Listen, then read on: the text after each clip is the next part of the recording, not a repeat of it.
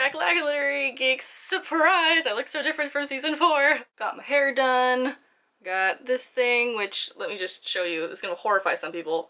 It's not real, but I'm trying it out. We'll see. Gotta change things up, you know, a little bit. Just gotta keep it new and interesting. Today's video is not gonna be educational. Today's video is just me shouting at you like wonderful things that I love. But you know the feeling when you open up a book and you read the first line and you're like, oh, this is gonna be a good one. You know the feeling, and I have made a list of some of my favorite first sentences, and please leave down below some of your own because I love that feeling of just opening it up and being like, oh, the writing's gonna be amazing, I'm gonna fall into a great story. First one I want to do is A Monster Calls by Patrick Ness, and the first line to that goes as follows, which is, I did not prepare for this, obviously, I should have bookmarked each page or something.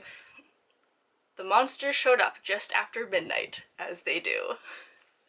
It's just so eerie and foreboding and wonderful and fantastic.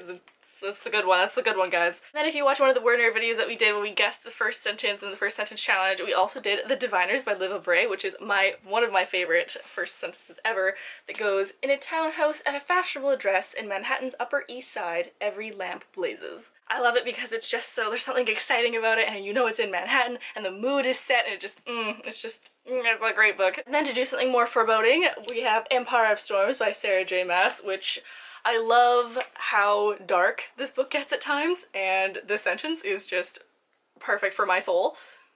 The bone drums had been pounding across the jagged slopes of the Black Mountains since sundown. And let's go on to something a little bit less foreboding. Let's do a super fun one from Wesley James' Ruin My Life by Jennifer Honeyboy, which is a fun contemporary, and the first line goes, King Henry VIII won't shut up.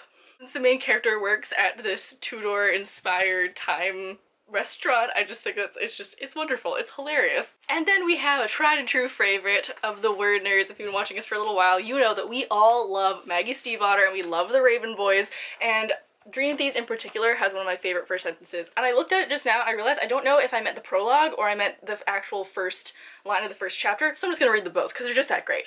Line 1 of the prologue goes, a secret is a strange thing.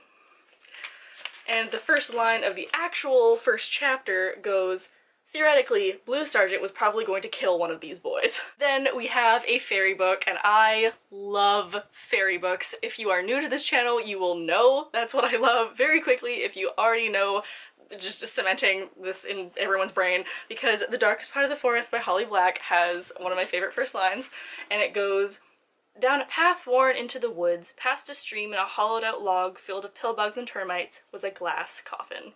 The whole mood and fairy aspect of this book is written so well into that one line. And lastly, probably my favorite first line of any book that I have read this far is The Graveyard Book by Neil Gaiman, and I have the illustrated edition, and the illustrated edition has the first line as this, and it goes, there was a hand in the darkness and it held a knife. Neil Gaiman just writes this like foreboding, eerie, kind of mysterious vibe in all his books, and this just sums it up so perfectly. I think it's such a cool line that I never would have thought of to write myself. So there you guys go! Again, like I said before, please leave down below your own favorite first lines and sentences, because there's just something about that first impression that is just, it's so magical, and I got some magical ones I mentioned, and I'm sure there's a lot more that I missed. Make sure to tune in to our live chat at 7:30 Eastern Standard Time here on YouTube. It'll be here on Sunday. We're gonna have a grand old time talking about books and stories and writing, so make sure to tune in and we'll see you guys all there. Bye!